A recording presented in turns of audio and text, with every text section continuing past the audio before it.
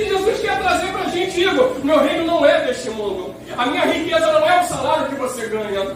A minha riqueza não é aquilo que você pensa que vai ter. A minha riqueza é a glória que há de ser revelada. A minha riqueza é que todos saibam que eu sou filho de Deus e que essas pessoas um dia vejam eu nas nuvens chamando. A minha riqueza é quando o homem se arrepende e o céu chora. A minha riqueza é quando o caráter do homem e da mulher muda. A minha riqueza é uma igreja unida, uma igreja uniforme, uma igreja numa somente, num só coração. A minha riqueza é quando me adoram de espírito e em verdade. A minha riqueza é quando o meu reino se manifesta.